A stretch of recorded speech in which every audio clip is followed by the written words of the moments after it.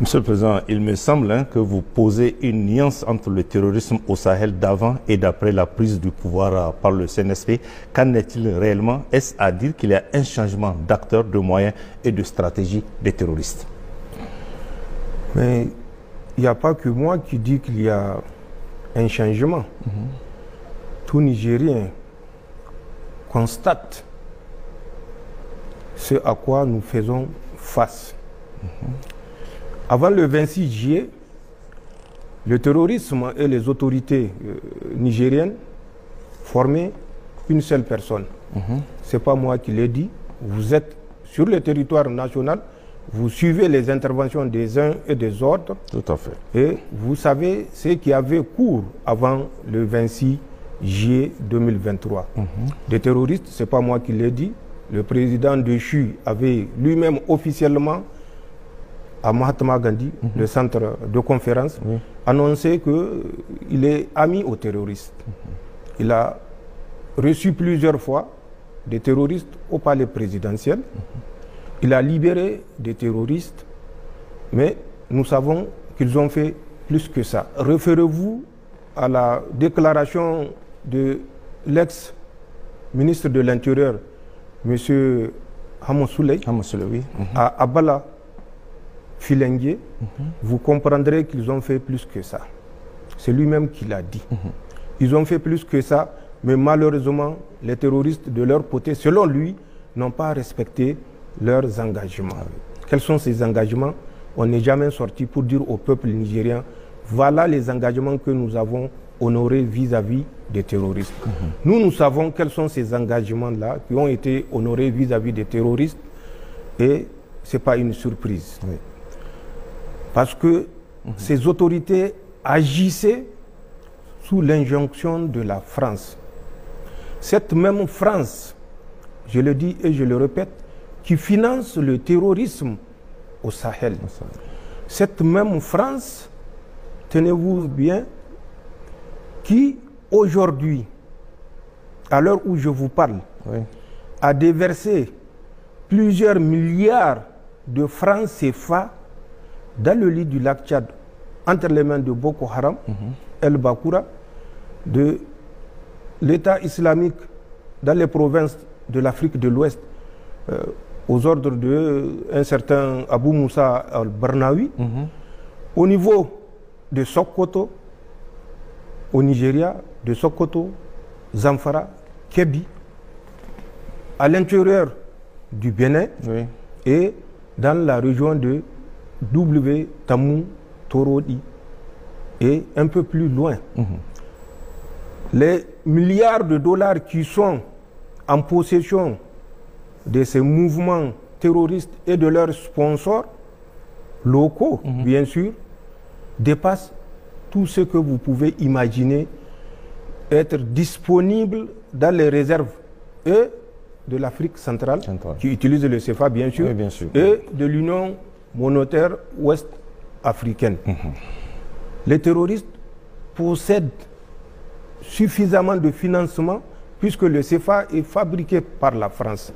Et la France a le soutien de l'Union européenne de fabriquer autant de CFA qu'elle veut, tant que ce n'est pas les euros ou les dollars.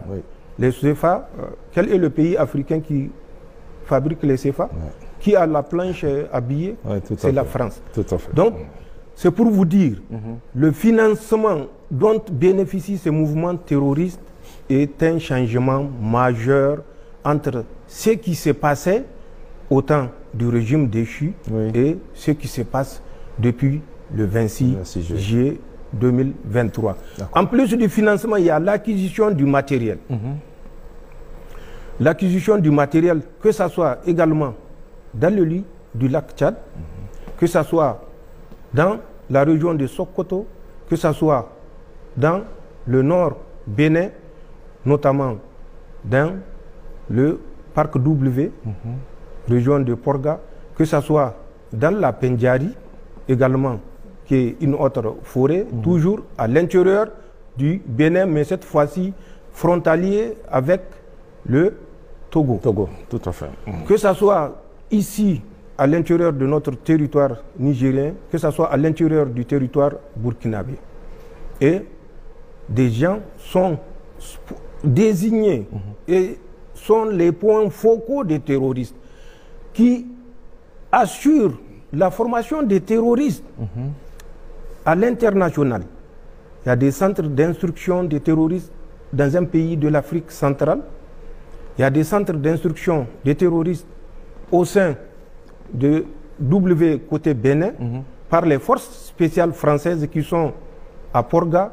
Vous marchez 315 degrés sur 2 km, tout au plus, vous tomberez sur leur position à partir de Porga, que ce soit dans le Pendjari. Et les autorités du Nigeria sont au courant. Je vois toute une tempête dans un verre d'eau, mais il faut plutôt reconnaître nos erreurs et éviter de jouer au jeu de l'Autriche qui se cache la tête quand elle voit le danger, en oubliant que la tête n'est que le 1/100 de son corps. Tout à fait. Au Nigeria, je le dis pour que ça ne donne sujet à aucune interprétation possible, Ahmed Aboubakar Rufai, qui était le responsable de leur DGDSE qu'ils ont appelé National Intelligence Agency, et qui a été remplacé récemment en août, était le point focal pour la formation, l'acquisition, le financement du terrorisme, l'acquisition du matériel. Au Bénin, le ministre de l'Intérieur, il n'a qu'à répondre à la question en fin septembre. D'accord. La commande de plus de 100 drones qu'ils ont lancés à travers un autre national, plus de 100 drones en Chine, les types DJ, Matrix, T-Mal, zoom 1200 à 1500 mètres, portée 15 à 30 km, selon le signal. Il n'a qu'à répondre où sont ces matériels, ce n'est pas au profit. Et c'est des matériels, des drones option militaire avec vision nocturne. Ce matériel a été distribué à des terroristes qui sont dans le Sokoto, le Zamfara, le Kébi, des terroristes qui sont dans le W, en collaboration avec les forces spéciales françaises, des terroristes qui sont dans notre zone du Gourma. Et certainement au Burkina et plus loin au Mali.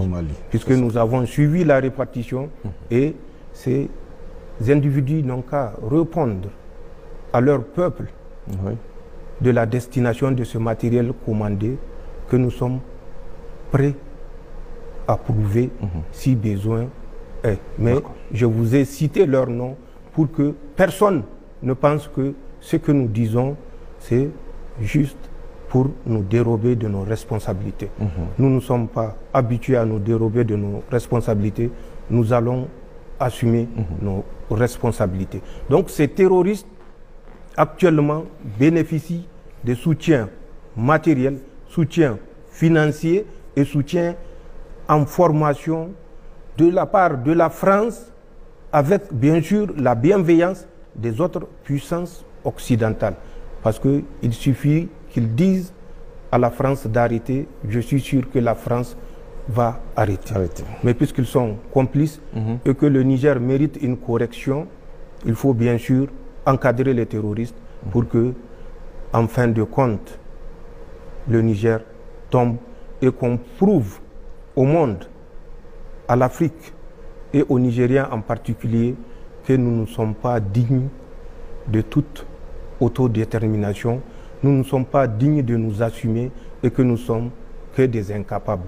Mais Allah subhanahu wa ta'ala est avec le véridique et Inch'Allah, ils vont échouer. D'accord. Monsieur le Président, c'est quand même grave ce qui se passe, mais qu'en est-il dans les détails de cette stratégie de déstabilisation pour que les Nigériens et le monde entier comprennent de quoi il s'agit? La stratégie de déstabilisation, elle est simple.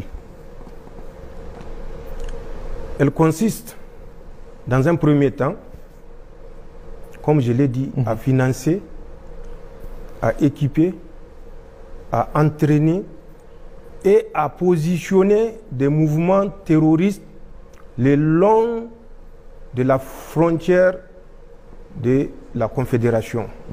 Ah, yes. Pas seulement du Niger, mais de la Confédération. Parce que l'objectif étant la dislocation de la Confédération. En ce sens, qu'est-ce qu'ils ont fait?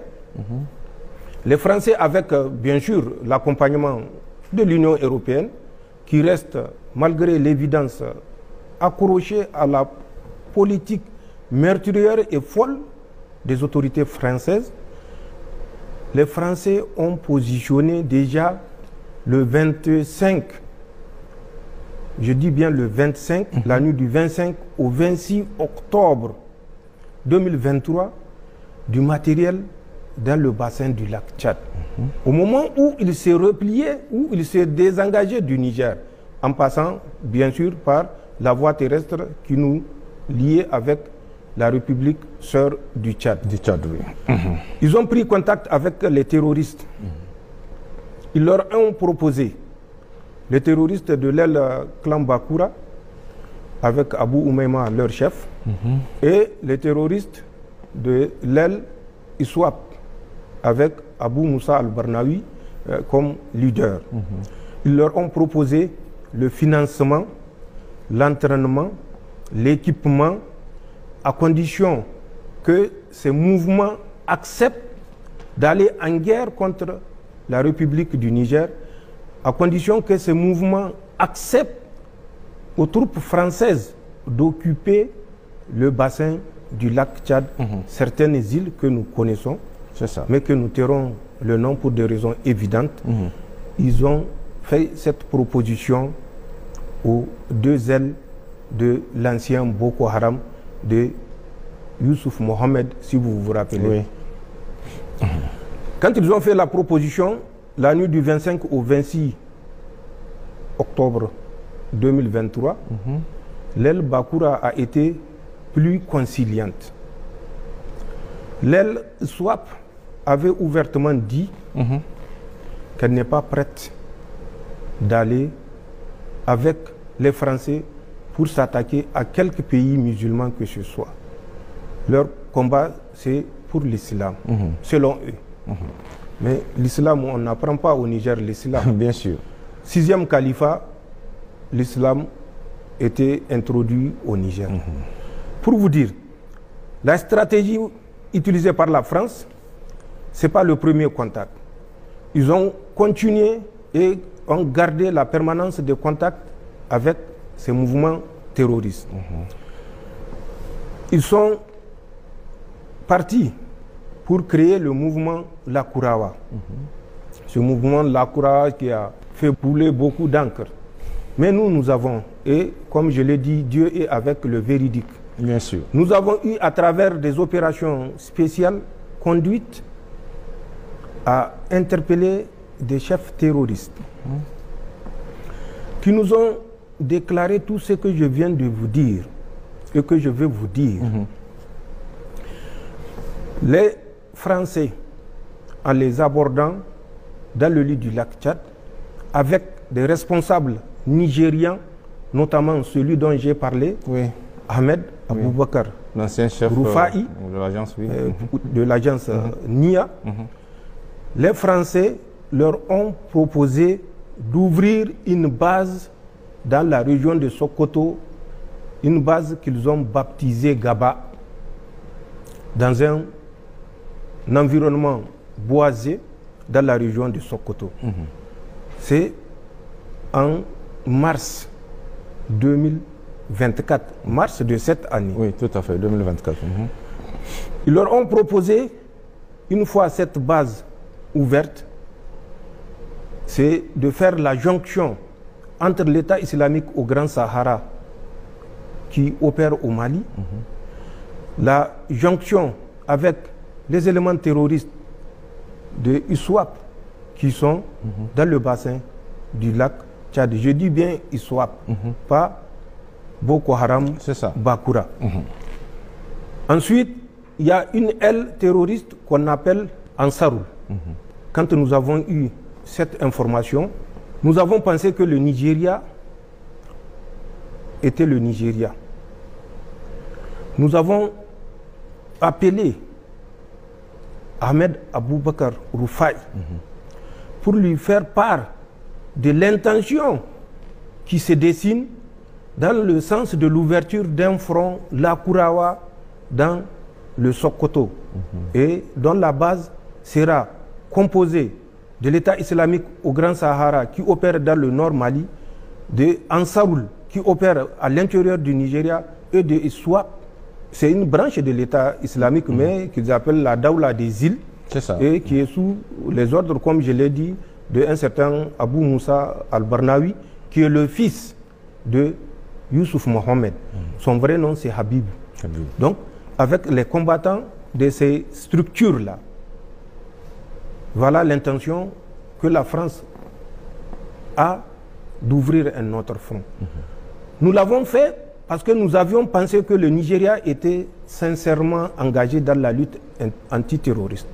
Nous avons permis aux agents nigériens de prendre contact avec les terroristes que nous avons arrêtés, les chefs terroristes des émirs.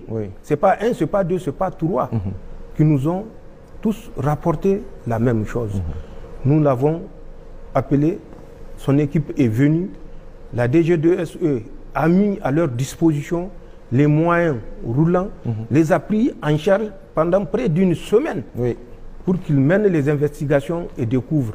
Malheureusement, nous regrettons de l'avoir fait puisque nous avons compris que ce débriefing a conduit certains émirs à se braquer parce que le message qui leur a été passé était un message de fourberie, de tromperie, de duplicité. La France ne s'est pas arrêtée à ça. La France a continué. Ensuite, dans les bassins du lac Tchad, qu'est-ce qu'ils ont fait? Après la rencontre du 25 au 26 octobre, ils sont revenus dans la nuit du 10 au 11 janvier pour débarquer un lot important de matériel, armement et autres au profit des terroristes El Bakura. Le 29 janvier, plus tard, ils reviendront sur une île qu'on appelle Bourtungur, Bourtungur qui est à 10 km à l'est de Bosso, où les terroristes étaient réunis pour la circonstance. Toutes les armes jugées être vétustes par les Français ont été remplacées. Les armes individuelles AK-47, que ce soit les armes collectives et les équipements, notamment à travers la fourniture des mines. Tenez-vous bien, même des mines antipersonnelles, alors que l'usage est officiellement interdit et que la France est signataire de cette interdiction. Ils les ont dotés de ces armes-là. Ils les ont dotés des armes anti-chars, donc des mines. Ça s'est passé le 29 janvier 2024. Plus tard, ils sont revenus et ça ne fait que monter en surenchère. En novembre, octobre d'abord, le 16 de cette année, ils sont revenus avec d'importantes sommes d'argent. Nous l'avons annoncé dans un éditorial. Ils ont toujours engagé de leur volonté et pour prouver au mouvement Boko Haram qu'ils sont sincères dans leurs relations et qu'ils ont promis l'équipement, non seulement, mais la fourniture des vedettes. C'est des pirogues, les vedettes des pirogues avec moteur, mais pas des pirogues. C'est des vedettes conçues pour le déplacement sur la mer ou toute étendue d'eau. Ils ont promis 100 vedettes au mouvement Boko Haram. Le 7 novembre, ils sont revenus avec tenez-vous bien, pour l'aile Bakoura, 1 milliard de francs CFA. Pour l'aile réticente de ISWAP, ils ont promis 4 milliards de francs CFA s'ils acceptent seulement que les Français s'installent définitivement dans leur zone d'influence à l'intérieur du Nigeria. Puisque c'est une zone où j'ai servi et je connais particulièrement toutes les îles du bassin du lac Tchad, que ce soit du côté du Niger, que ce soit du côté du Nigeria, que ce soit du côté du Tchad. Nous avions manœuvré à pied pendant des mois en 1996 et en 1997. Donc c'est une zone que je connais parfaitement. Ils ont promis, si ISWAP accepte qu'ils s'installent, 4 milliards de francs CFA à l'État du Nigeria. Ils ont promis une somme. Je laisse le monopole au président Tinubu de dire combien les Français lui ont proposé pour s'installer dans l'État du Borno. D'accord. C'est pas fini. Les Français ont mobilisé les terroristes et quand ils étaient arrivés en décembre, le 7 décembre, voilà ce qui s'est passé. Ils ont décidé, toujours pour vous donner une idée et pour donner au peuple nigérien l'envergure du grand complot international qui est ourdi, ils ont demandé à Boko Haram de constituer une compagnie de 150 hommes qu'ils vont positionner dans le nord du Niger.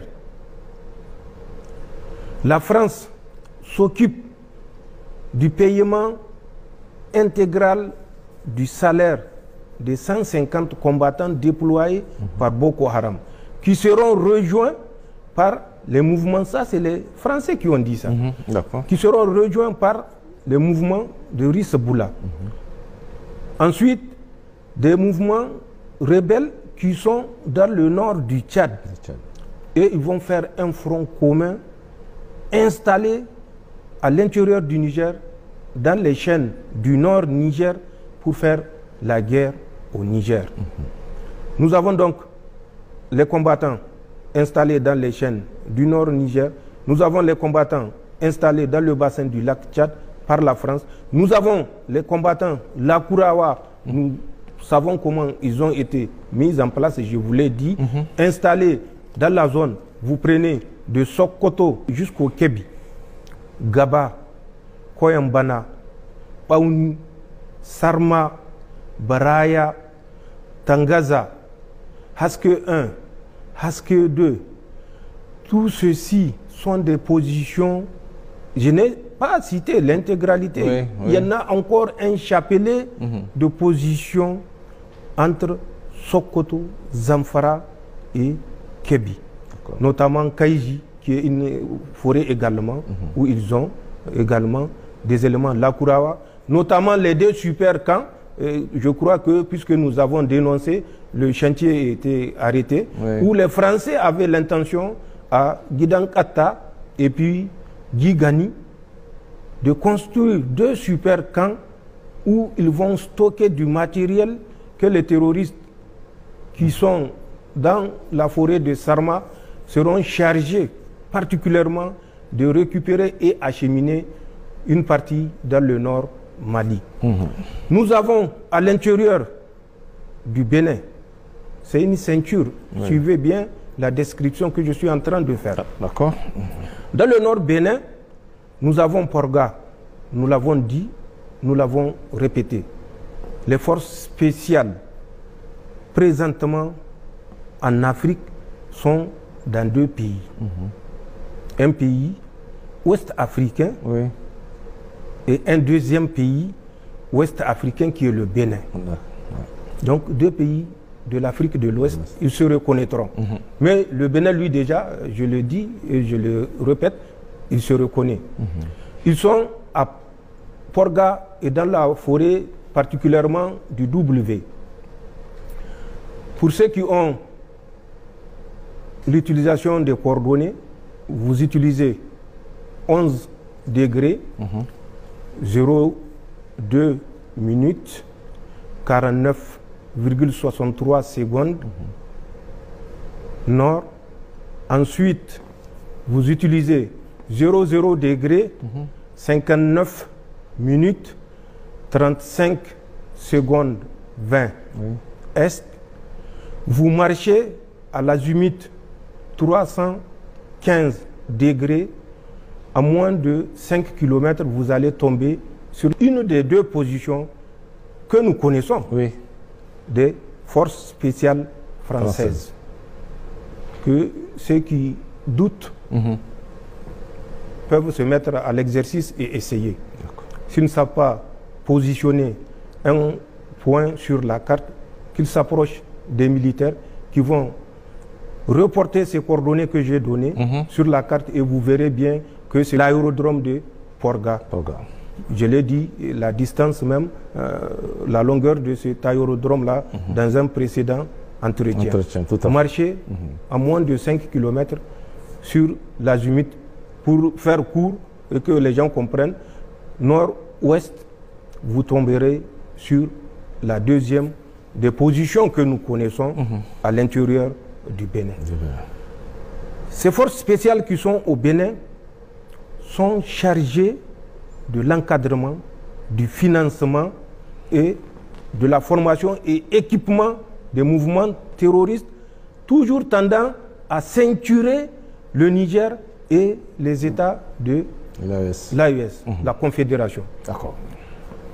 Ils ont ouvert 2 centres d'instruction, un centre d'instruction qui est à l'intérieur du Niger, un autre centre d'instruction qui est à l'intérieur du Burkina Faso, non loin de la frontière avec le Niger.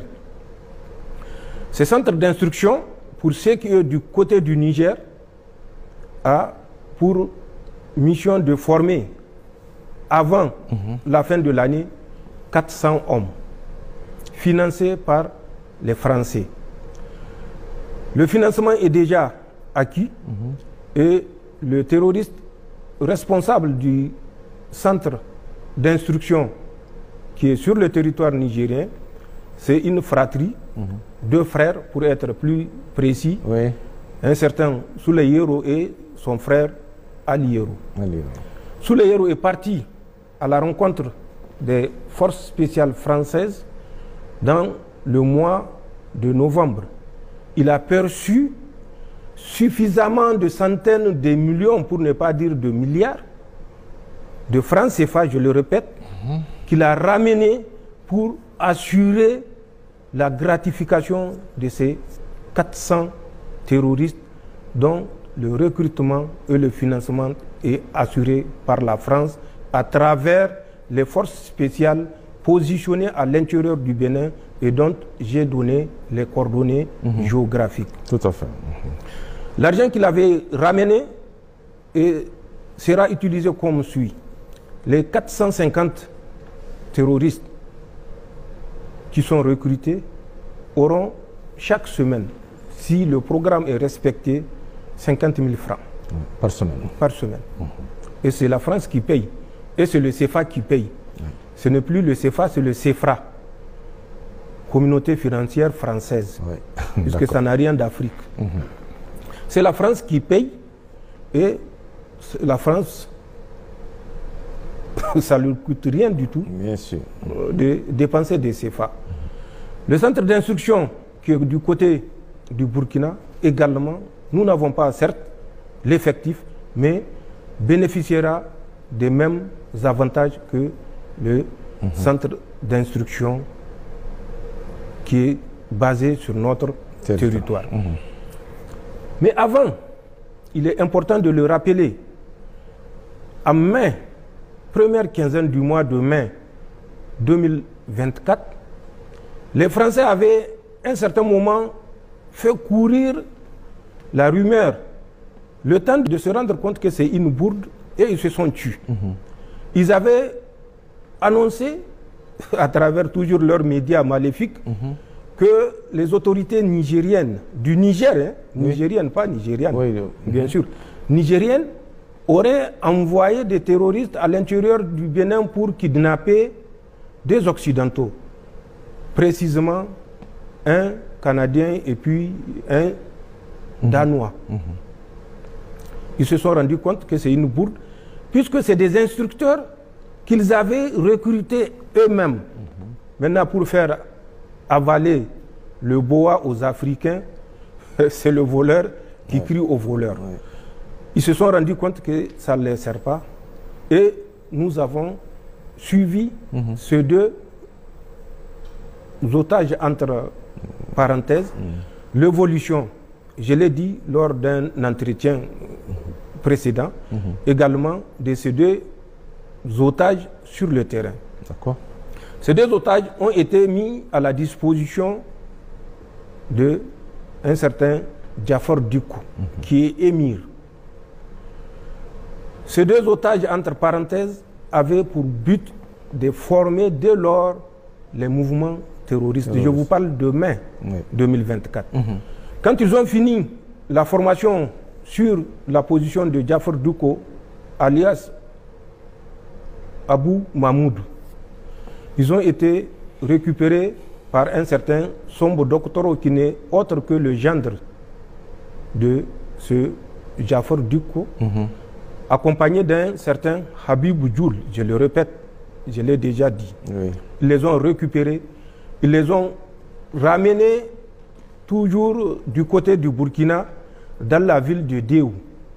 Nous suivons leur mouvement, nous étions informés au jour le jour de leur mouvement, au jour le jour de ce qu'ils dispensent comme cours au profit des terroristes, et au jour le jour de la progression de leur macabre plan. La boucle n'est pas bouclée pour les Français. En Côte d'Ivoire, en août 2024, le 6 août précisément, les anciens Nigériens des anciens Nigériens, vous dites? Oui, des anciens Nigériens. Vous avez suivi la déchéance de leur nationalité. Je reviendrai là-dessus sur certains experts qui polémiquent sur cette déchéance de nationalité. Donc, ont été convoqués à une réunion à Abidjan. 8 représentants des déserteurs nigériens, des fuyards nigériens, étaient arrivés à Abidjan le 6 août. La rencontre qui devait avoir lieu le 8 du mois d'août était une rencontre de haut niveau. Elle s'est tenue à Jacquesville, c'est toujours non loin d'Abidjan, en Côte d'Ivoire. Pour les autres de moindre importance, ils ont participé à la rencontre du 7. Mais la rencontre du 8, un ex-général avait participé pour représenter le Niger, bien sûr, en présence de la France et d'une autre puissance. Et au cours de cette rencontre, il a été décidé de former, avant la fin de l'année 2024, des troupes qui vont être utilisées pour déstabiliser les pays de la Confédération. Cette formation aura lieu du 2 octobre au 15 novembre au 43e Bima, le fameux camp que les Français auraient remis généreusement, sans tambour ni trompette, aux Ivoiriens. La formation s'est tenue dans ce camp et effectivement, une centaine d'agents subversifs ont été formés dans ce camp, mais pour camoufler le recrutement de cette centaine d'agents subversifs, ils ont été associés à des forces spéciales ivoiriennes. Ils ont été associés à la garde républicaine ivoirienne. Ils ont été associés à la sécurité du président de la République de Côte d'Ivoire. Ils ont été associés au bataillon du commandement et de soutien ivoirien. Ce sont ces 4 formations ivoiriennes, plus la 5e formation de la Confédération, comprenez bien ce que je veux dire, qui ont pris part à cette formation au 43e BIMA du 2 octobre au 15 novembre, soit 6 semaines de formation. Pour qu'ils comprennent que ce que nous disons n'est pas juste de la fabulation, le contenu de la formation était essentiellement sur l'utilisation de 3 types d'armes, notamment le FAMAS qui est français, un type d'arme que nous n'utilisons plus, mais qu'ils ont modifié, qu'on appelle arme automatique modèle 52, à laquelle ils ont adapté une lunette de tir. Ensuite, bien sûr, le AK-47 pour faire bien pour la force destinée à la Confédération. C'est ça. Puisque si elle opère sur notre territoire avec des FAMAS, ça peut éveiller des soupçons. Donc, il y a l'arme AK-47 qui a été utilisée dans le cadre de cette formation. C'était une formation intense sur le service de l'arme, sur des séances de tir dans toutes les conditions, sur le combat en milieu urbain, suivez bien ce que j'ai dit, le combat en milieu urbain, sur la reconnaissance des résidences des VIP, sur la prise d'otages, enlèvement. Je dis bien prise d'otages, enlèvement. Des forces ont été formées et entraînées pendant 6 semaines à ce métier par les forces spéciales françaises. Les instructeurs étaient 11. 6 étaient venus de la métropole et 5 étaient des instructeurs du 43e BIMA. Sur les 5 instructeurs du 43e BIMA, il y avait des Ivoiriens d'origine, mais qui ont la nationalité française, qui sont des instructeurs au nom de la France, puisqu'ils sont des Français. Tout à fait. C'est la boucle de l'encerclement, non seulement du Niger, mais de la Confédération.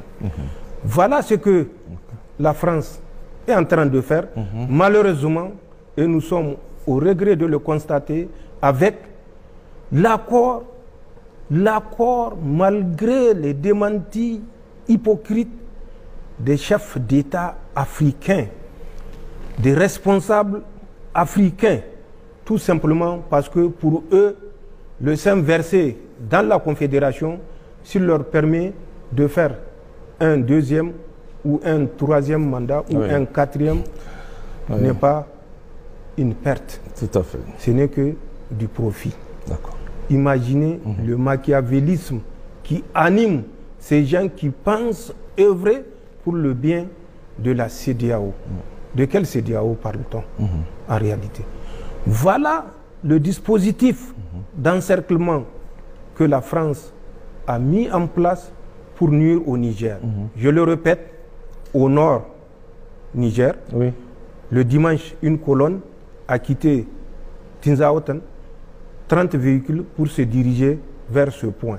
Mais nous les surveillons et nous allons en définitive découvrir quel est ce point où ils vont faire jonction. Dans le bassin du lac Tchad, où ils ont acquis l'autorisation de Boko Haram, El Bakura, où ils ont du matériel et du personnel.